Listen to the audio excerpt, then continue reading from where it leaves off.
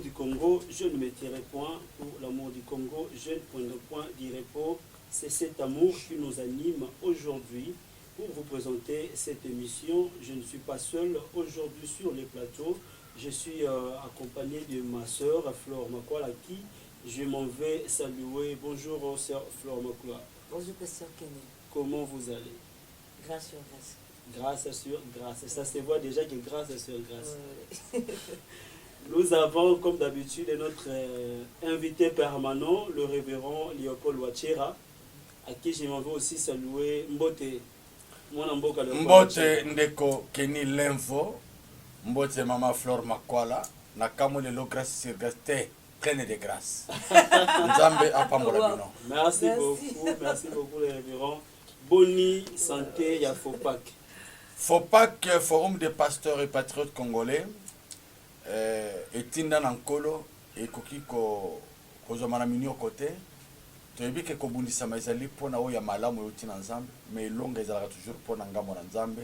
FOPAC azali kokoba malamu tozali sikoyo na objectif 2023 mpo ete mboko ezalaki dédié na nkolo ezonga totalement lokola mikolo ekoma kaka totalité totalement 100% ezonga maboko na nkolo. Nzambe azwa lokumu. Nzambe azwa lokumu 2023. J'espère que FOPAC a kobimisa ba candidat, je crois, à représenter ba candidat député, si je ne me trompe pas, si je vous ai bien compris. Les lots Tolingito parlait sur un thématique et nous parlons sur quel avenir pour la RDC. Tolingito Lobela, avenir ya RDC.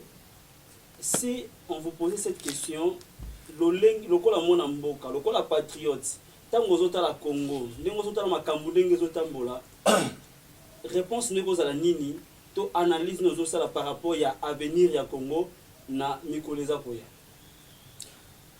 O kanisi sengai batata na ngana lingaka mingi o balokele biso lipanda, nous bâtirons un pays plus beau qu'avant. Ça a été le souhait dès le premier jour et je suis optimiste. Je vois un pays plus beau qu'avant comme avenir de notre pays parce que comme vous le savez, moto na mokaya ko changer mais nzamba changer kate. RDC ezali kati na destinée prophétique na nkolo. Cette destinée prophétique qui renferme la volonté parfaite de Dieu. Cette volonté est immuable, quelles que soient les embûches, quels que soient les soubresauts, ça finit toujours par s'accomplir.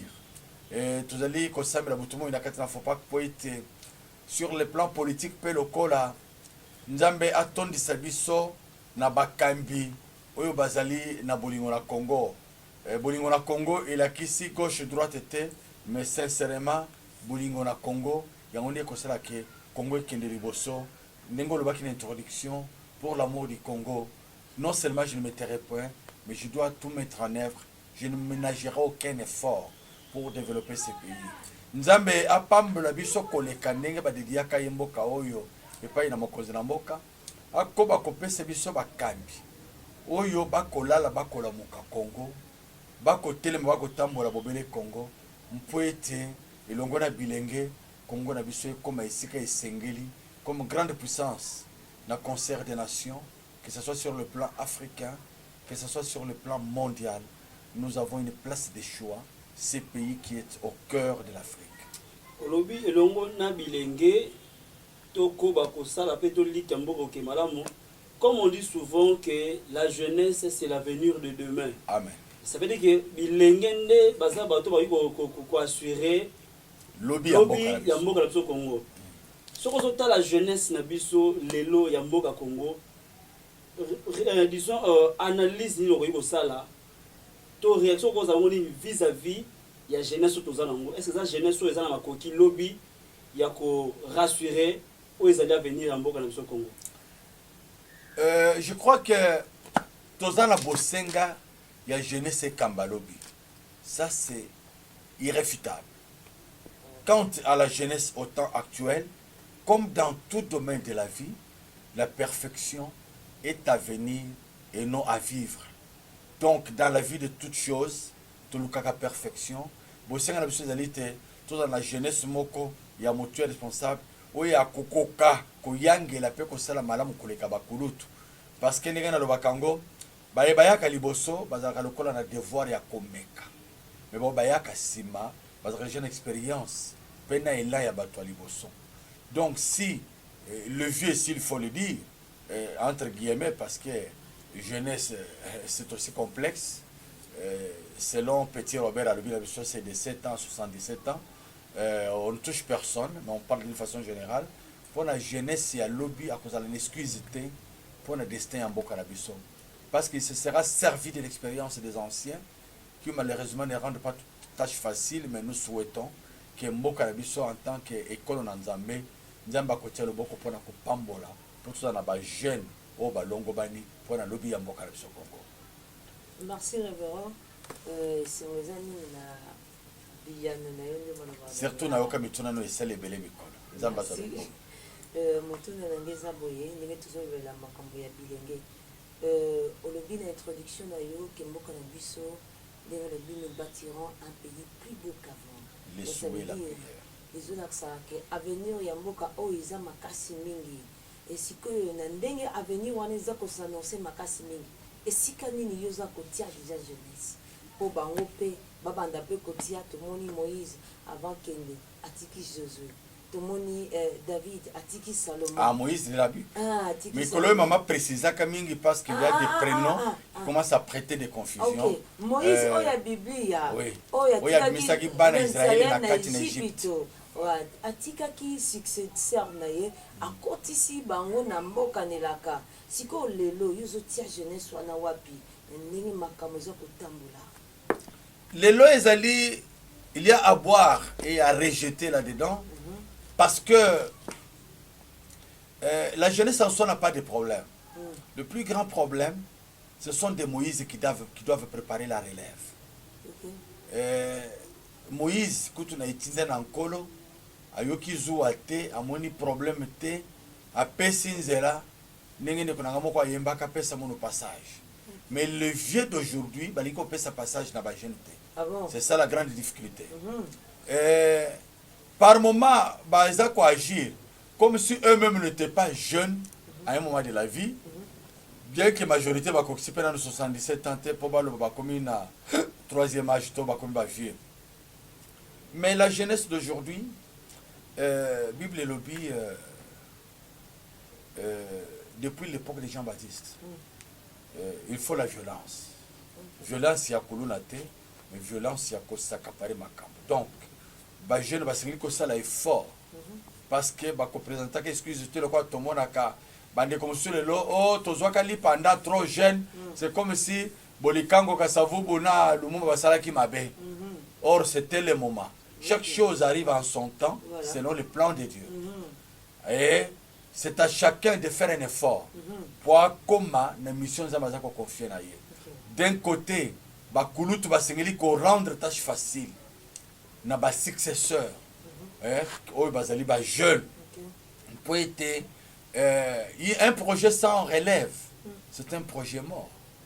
Bon, mon akanambo kanabiso batata ebele, batonga banda ko itikala inachevé. Tina mukolo bakoteka lopango wana basisaka te parce qu'a préparaki te bana na ye pe ba successeur na ye ndenge bakoki ko s'en prendre. Mais de l'autre côté non pas seulement papa l'aksaki bana te mais bana bazanga kimbamba. Il faut se faire violence par moment. Ata papa bien kotala te mais yo zawana oza kotala. Oza ko zimele. Na katuma le moment muke ndenge lobi keto se faire violence. Na ndenge makambo ezotambola tozwa peut-être exemple na mboka na biso na politique. Nous sommes en face d'un défi réel, il y a gestion et pays. Et les lots, oui, mais na bato oyo to moni que classe politique oyo fallait kende pour pas remplacer bato asika. Donc peut-être na terme wana que remplacement mon pays salemaka, que relève ezalaka automatique, ezo salemate pour na nini. Ni yango ezozanga ba céder place na ba mususu o pe ba ko sala tout ça na jeune classe politique ezala kaka vieillité parce que comme coalition et comme concertation et comme ba groupe ils ont empêché biso to kene liboso vraiment mais c'est quand la maman il faut te ba que il y a un dilemme. Il y a un dilemme parce que la victoire ne s'attribue pas, elle s'arrache. Jeunesse se permet pas bunda ndenge na badalo mingi na ba mama plaider pour l'égalité et la parité, c'est à vous de vous mettre en front pour vous battre. Moutouako peut ça avec facilité, sauf ce que vous avez triqué pour aller à Kolando na Botu, donc c'est mon na Kabela Kiyo. Mais na ya bosembo ya normal, il faut lutter ndenge tolobaka na MLP le mwana mwana frère qui était seule la lutte libère.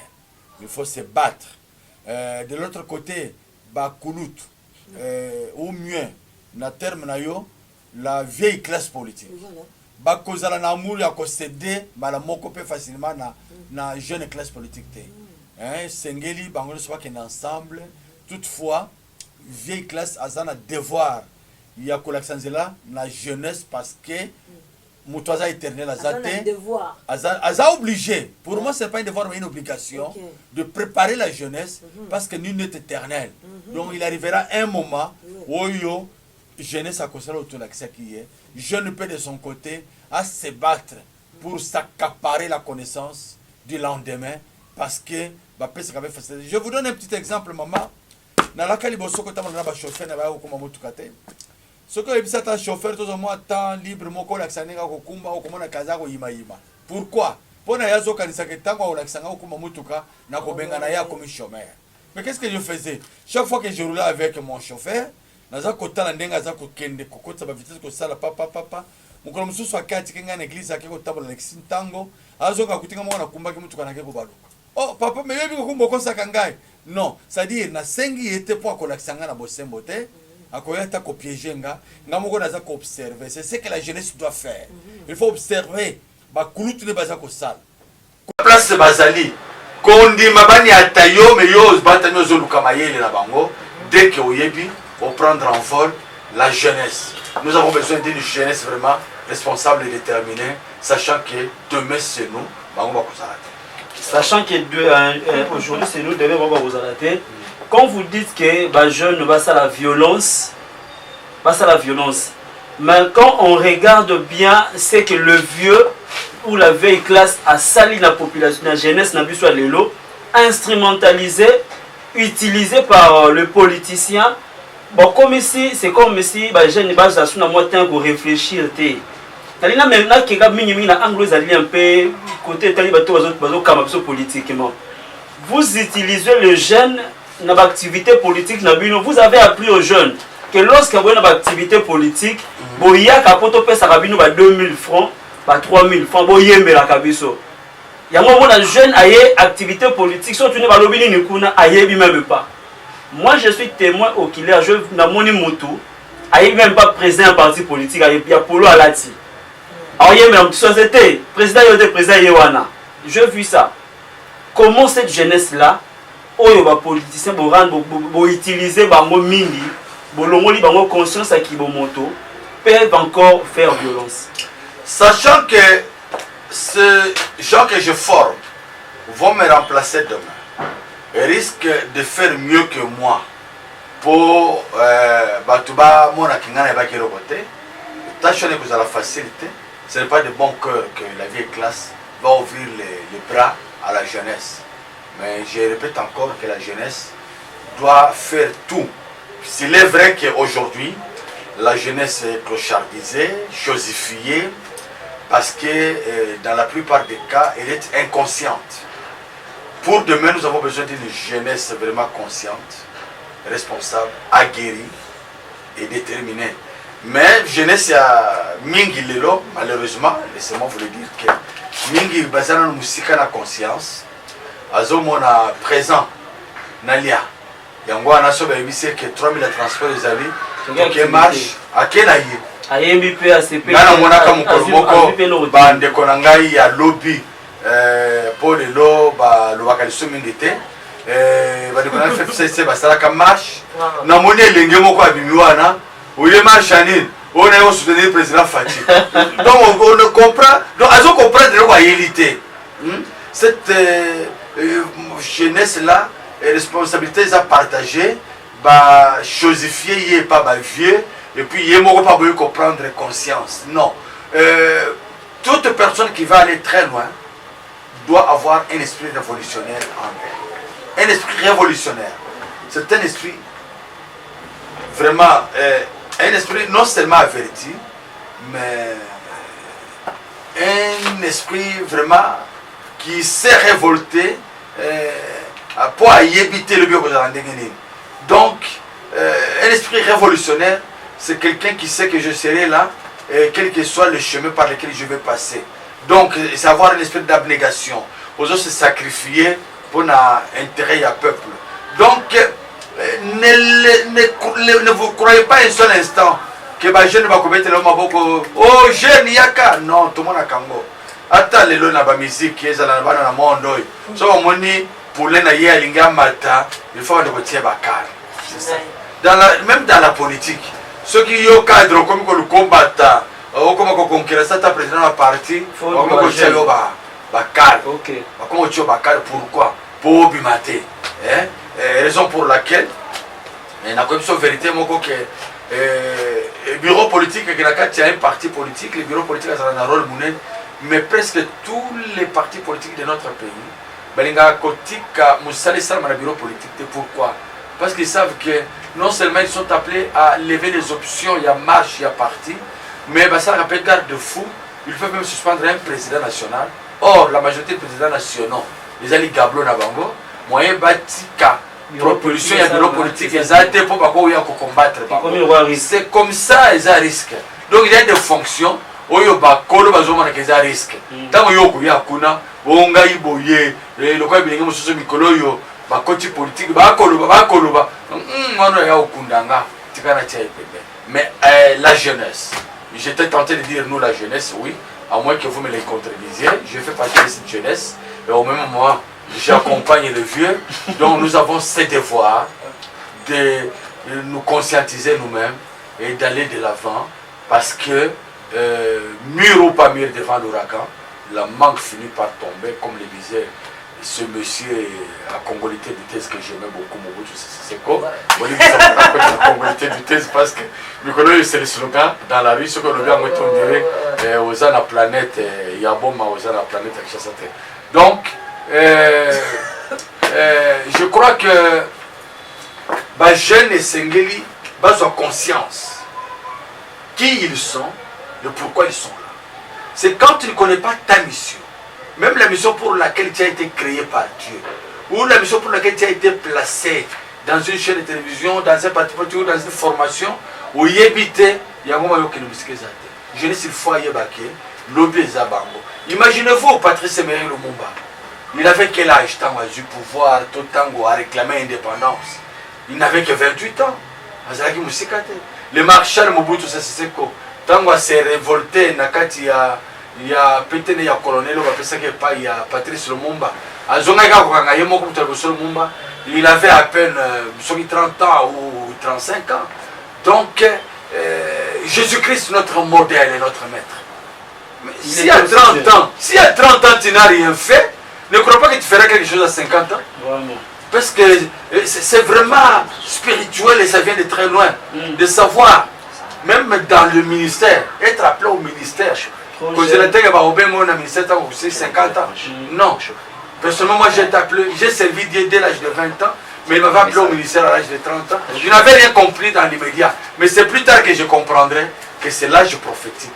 Si à 30 ans tu n'as rien fait, ne crois pas que tu feras quelque chose à 60 ans. Ok, merci beaucoup. Je rappelle que vous êtes révérend pasteur, vous êtes aussi politicien.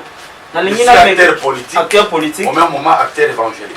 Au même moment, acteur évangélique. Merci révérend. Mais l'évangile prime sur la politique. Merci beaucoup. Parce que là, nous sommes avertis. Merci. Nalina Yeba, kota la ndenge jeunesse na biso za kokende. Quel est le rôle il y a parti politique à côté ko ça to peut ko apporter pour changer cette jeunesse que nous vivons aujourd'hui, jeunesse ya Kuluna, jeunesse ya Masanga, jeunesse ya Milangwa, il y a ko ça va désordre, rôle il y a parti politique face à jeunesse wana et ko za nini. Est-ce que ezaka rapport ba jeune ba ya en activité politique, to peut ya ko encadrer, to peut ya ko ça la nini vraiment face à Babyleye. Écoutez mon frère, sur le déficit de la jeunesse au temps actuel, il n'y a pas que les partis politiques. Non, je demande en tant que tout le monde a failli. Même en tant qu'acteur évangélique. Là, je dis ceci, dans il y a de plus la politicien. Vraiment, je voulais aboutir dans le même sens. Il y a un banda qui été. Ce n'est pas seulement le parti politique. Déficit, il y a jeunesse nabiso. Tout le monde a failli. Toute structure a failli. Moutounionso a failli. Naoui est tel déficit. La jeunesse n'est pas à la hauteur. Okay. Cette jeunesse n'est pas à la hauteur. La responsabilité est partagée. Et toutes les structures de la vie sociale, que ce soit les partis politiques, les églises, les associations, on ne va faillir dans la mission. Donc c'est comme si je suis et je reste, je ne suis pas un Cardibon. La ligne politique, il y a j'ai besoin d'idée, il y a autre toi de là que je me mette. J'ai besoin d'idéologie, il y a Ngunza, je suis et je reste. Finalement, ça me passe. Donc, il y a des ligues de jeunes dans presque tous les partis politiques. Okay. Mais est-ce que vous avez ça au Sénégal? Est-ce que vous avez tant il y a qu'on cette formation à Bilingue? Il y a qu'on partage là bas. Ou bien on va bien à cœur ceux qui marchent chez Ali et ceux qui transportent les marches chez les Ali. Il y a des réunions à part les réunions maman, les réunions jeunes les arabes belés. Mais c'est comme si vous avez et même au niveau du gouvernement, je me demande ceux qui ministèrent la jeunesse. Ils ont besoin d'un rôle et jouer à Kanambo Canabiso parce que nous avons voté. C'est pourquoi, à défaut de la voie normale, la jeunesse doit utiliser la voie contournée, c'est-à-dire se faire violence et s'accaparer du savoir et attendre le lendemain. Et comme tout pouvoir vient de Dieu, tu peux pas juste pouvoir, on va toujours dire calmez-vous, ça vient de Dieu. Merci, révérend. J'aimerais que fasse un recul en arrière. Moi, mon pied est dans le déficit de la jeunesse. Et qu'est-ce qui fait que la préparation est là, visible dans la RDC? La préparation, il y a tout envers les jeunes, pour transmettre leurs connaissances. Et puis les jeunes, ils se retrouver dans la scène oyo, dans ma coquille, il y a nini bazwa, nini basala pour que ait amené bango, bakende, que soit connaissance, puis lobby, bazala batomalam, ou bakosa makamane namboka nabisa. Donc le problème qui est là, c'est l'égoïsme d'abord. Les a comprimé la mitema, il y a bateau. Même sur le plan politique, ils sont rares, les chefs de parti politique, au bâtiment de commencer à pouvoir. Au moins, ceux qui ont le parti, c'est le chef du parti. Ils ont un bon frère peut-être, pour qu'on en fasse pas un problème. Donc, égoïsme, ils allaient combattre son record. C'est pourquoi je m'aligne toujours derrière mon idéologie en Kolobaïté. Les jeunes, les efforts, les téléma. C'est la tête qui va opérer sa connaissance sur un plateau en or. Les téléma, se révolter, progresser. Ils ont des d'ailleurs, le gouvernement, ils ont des warriors. Pour moi, il fallait le gouvernement de la jeunesse, parce que les jeunes ils doivent nous montrer de quoi ils sont capables. Pour que les jeunes parce que la majorité, comme le Premier ministre dit, les jeunes en majorité, donc on parle de quoi ils sont capables. Mais mon thème et où vous allez belé et pas ma couleur tout pour l'année. Imaginez-vous un instant, j'ai vu quelque part, dans la société, il faut être gradué licencié. Mais au-delà, comme il faut avoir l'expérience de 5 ou 10 ans. Mais je dois avoir aussi sa classe. À cause de l'expérience, vous pouvez être engagé. Mais il y a des gens qui sont civilisés, c'est-à-dire aux années 4, ils sont civilisés, ils sont civilisés, aux Moussala. Ils sont français, ils ont gâteau. Diplôme d'État, la majorité des Alikaka, au cours normal, DS4, et ainsi de suite. Donc, tout ça, c'est malade. Et puis, jeunesse, le tout n'est pas comme gâteau. Mais ce qu'il faut, c'est quoi? Avant jeunesse à s'accaparer, pas se mettre dans la ligne de bataille, il faut avoir un modèle type de la société. Il y a la majorité, les jeunes sont corrompus, ils ont une inconscience, ils sont présents, il y a accès de boumou. balobaki soso ekokita mokolo nini, c'est ce qui l'intéresse. Olia koloba tokokosala nini mpo soso ekita libela bango bazotala kaka présent. Soki obengi eyaka tokende réunion politique aotuna yo transport eza nakozwa nini. Donc c'est ça le problème.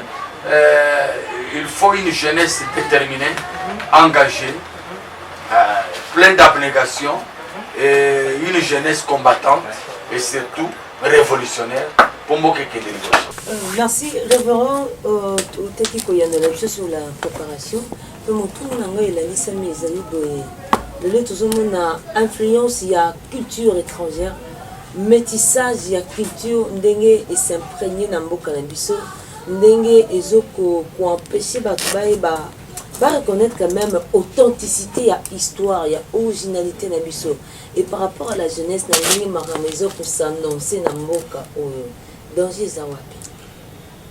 Bon, je crois que Kokopie Mindele Zali m'a bêté, mais elles sont vraiment très importantes parce que même en classe pour tricher, il faut être intelligent. Même pour tricher. Même pour tricher en classe. Il faut être très intelligent. Chose intelligente, tu vas au Kangayo, le quoi mon ingamo na mona qui on a au la code. Donc, moi je me rappelle, on avait des professeurs tant au Tanga à poser bino examen à l'objet à cahier ouvert. Donc, même pour tricher, il faut être intelligent. Mais malheureusement, comme l'intelligence, il y a qu'on réclame pièce contre pièce parce que même sans pièce contre pièce, donc, c'est ça la difficulté que nous avons dans ce pays. Par moment, je suis écœuré, il y a même cette jeunesse dont nous parlons, que nous souhaitons qu'elle se forme même par diverses méthodes. Parce qu'on s'intéressait à Namboka Nabamba. Mais tout n'est pas de Donald Trump, tout n'est pas Emmanuel Macron. À quoi il sonne Emmanuel Macron Azalaka élève il y a moi aussi. N'engeni ba salaka po ba komaboy. Donc c'est grave. J'avais rencontré un groupe de jeunes, système Kayaba décodeur. Curieusement, Balandakata, chaîne nationale, donc c'est ça le danger. Le métissage en soi n'est pas mauvais, parce que nous avons même les enfants issus de métissage qui apparemment créeront des problèmes plus tard dans l'avenir avec la toile de fond de ces derniers temps. Père et mère, c'est pas ça notre problème pour le moment. Mais je sais que ce n'est pas mal. Mais tout ce qui est originalité, il ne faut pas que nous prêchions l'originalité, le patriotisme et la conscience sur ce que nous sommes. L'authenticité. Ce que nous sommes ne vaut pas la peine. Donc, il faut s'habiller comme à l'étranger, il faut que Tiasuki Kayaba étranger. Et puis, métissage, c'est souvent, maman de Banyoko Lakabiso. Donc, il y en a qui sont dans les putas. Il faut que ceux qui ont collat dans moto, ils n'ont pas de problème. Moi, je pense, madame, que tout ce qui est l'effort pour nous rester dans notre originalité, que la qui s'en a gêné, c'est que nous sommes. Est-ce que tu peux croire un seul instant que un jeune qui est en Russie connaît bien l'histoire de Patrice Emery Lumumba plus qu'un jeune qui est au Congo? On ne connaît pas. On ne connaît rien. Parce que mais Patrice Azanan, on ne comprend rien. Avec la mauvaise chanson, bah, répandant partout, à Koufa Pona Moisi. Mais, il n'y a pas à Koufa Pona Moisi.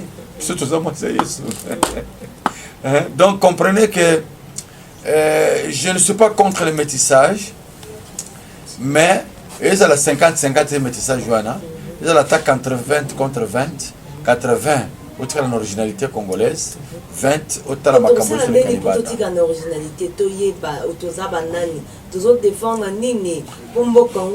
Il faut pas que la biso dans la jeunesse, pas que la biso au Bakourou, il y a civisme, patriotisme, il y a enseignement. Mais ça l'aura déjà. Et ça l'a oui, mais ça l'a quand ça va dire aller l'autre bande zilen gagner moulopé mobutu. On est ça yango to kolokate.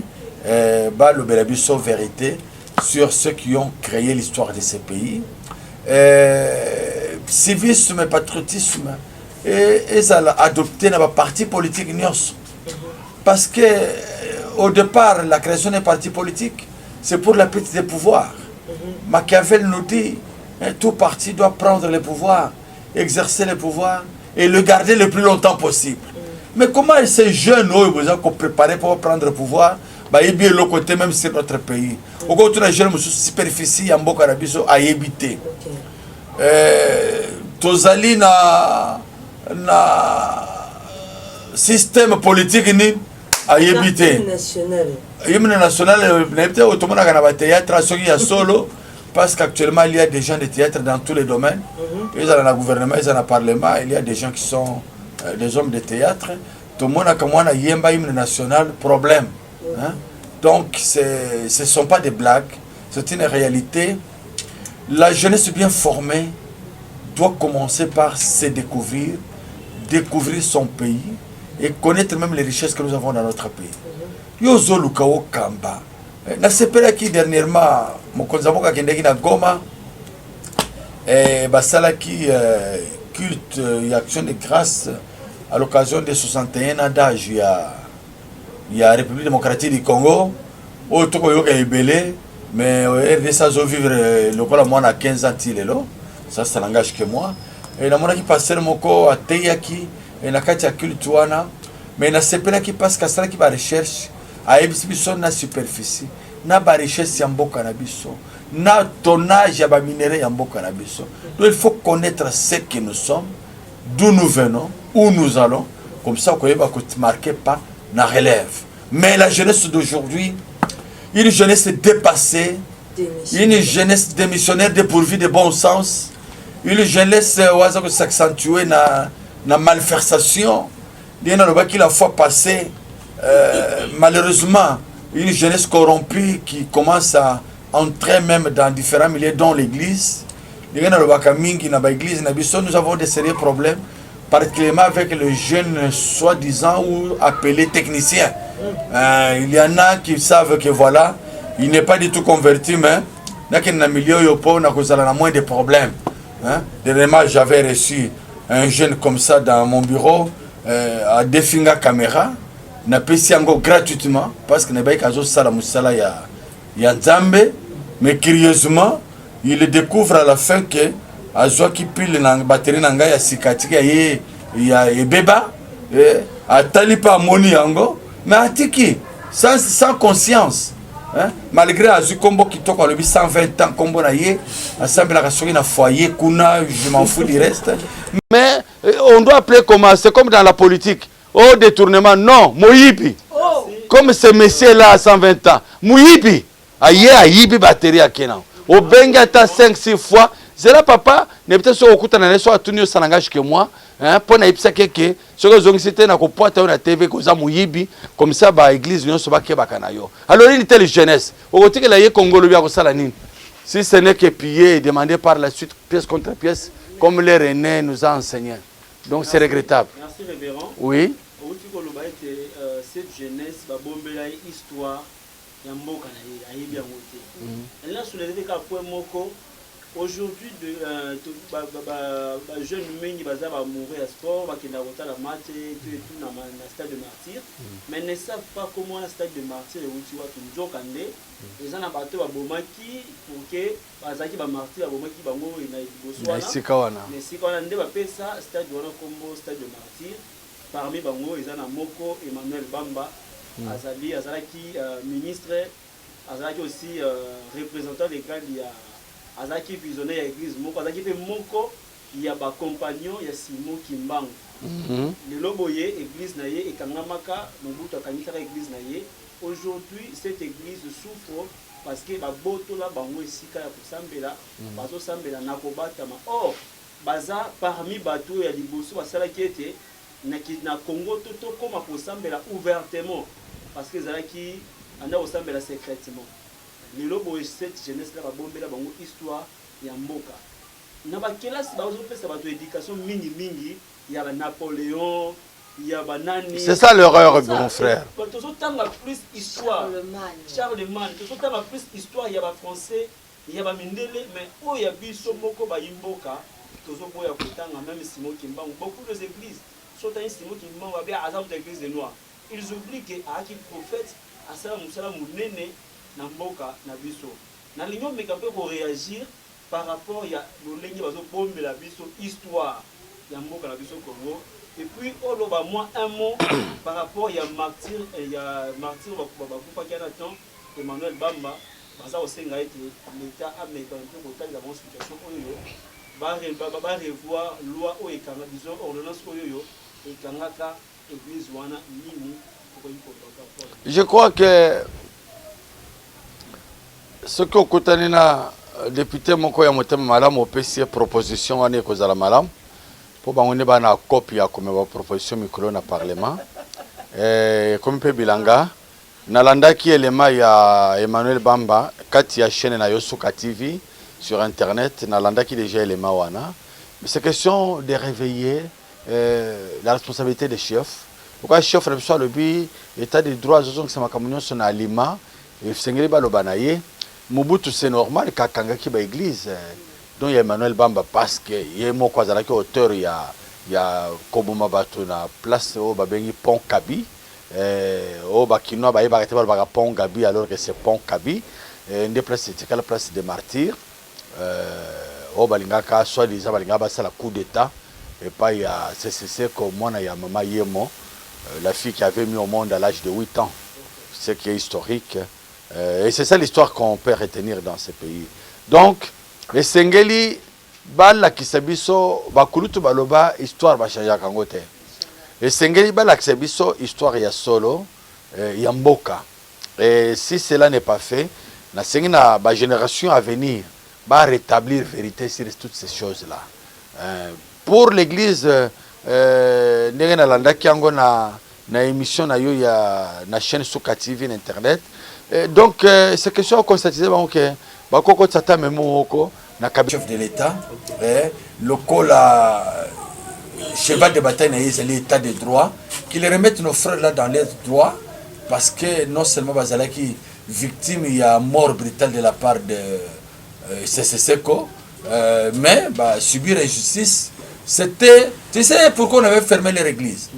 C'était seulement une façon de les empêcher de ne pas avoir le temps de s'organiser. Tant que mona kabato basangani ba disperser bango, les apôtres basangani ba kozota ya kosolola kopesa na mayele pe ko cheminer ensemble pour combattre le système en place.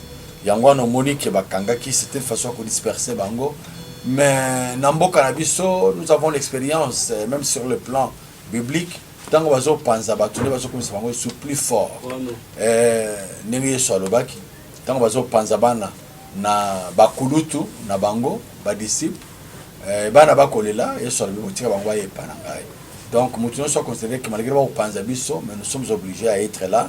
Je compatis avec nos frères descendants il y a Emmanuel Bamba église congolaise yoka kutukombo kitoko. L'église de métissage, église de Jérusalem. L'église de Jérusalem, toi, l'église de Jérusalem. La nouvelle Jérusalem. Yo soko taki na ancienne Jérusalem. Les genoux de Dieu. Donc, tout ça, c'est bizarre. Mais l'église congolaise, ça sonne bien. Parce qu'il ne faut pas que tu sois patriote. Tu allais kosenga que tu as la kati. Na patriotisme, bien sûr, maman me dira que le patriotisme n'est pas 100% congolais, parce que dans l'histoire biblique, Dieu pouvait placer quelqu'un dans une mission, même s'il n'est pas de cette souche de provenance. Mais n'oublions pas que la plupart de ce qui est écrit dans la Bible, ils allaient prophétiques, ils allaient un message approprié. Comme notre pays est à la fois prophétique et mondain, tout ce qui est à la départ et d'autres, comment on doit progresser. Donc, Nzambe azo lukumu abatela apesa bango pe makasi bande konabiso église congolaise kombo kitoko pe basa la plaidoirie bakotisa dossier mokonzi na mboka mwana ya papa Etienne oyo alubi ka ko honorer mémoire ya papa sur tout plan. J'espère ka ko honorer yango contre vents et marées à ko rétablir ba chose na ndenge sengeli. Merci beaucoup. Nous sommes pratiquement arrivés à la fin de notre émission d'aujourd'hui. Maman Flore, je ne sais pas ce qui nini pour Bakissa, tout mot de la fin par rapport à l'émission Nabiso Mokola. Mot de la fin, Zakaka, tous en FOPAC, tous en forum des pasteurs, tout le bénimingi, mboka, politique, gouvernance sociale, mais tout le mérité n'a cadre un peu plus prophétique ou spirituel, la relève la jeunesse n'a cadre moko eza vraiment prophétique. De moni dégâts, catastrophe, ils ont se commettre par le jeune dans la église. Et jusque-là, l'église, c'était toujours l'invité depuis quand même l'église dans le confinement. Ce qu'ils ont dit, ils ont empêché pour redresser les jeunes, pour les jeunes, La relève, madame, laisse-moi te dire que c'est biblique, prophétique et spirituel. Jamais tout le monde dans la Bible, au Sali Moussalati, Souka, Okeina, Boye Binyos. Nous avons toujours Kolba Zoa, Oya Kitanayo. Nous l'avons même vu avec l'histoire d'Élie. Et quel amour! Yakopé, c'est même une double portion. Naoya Zo Kitanayo.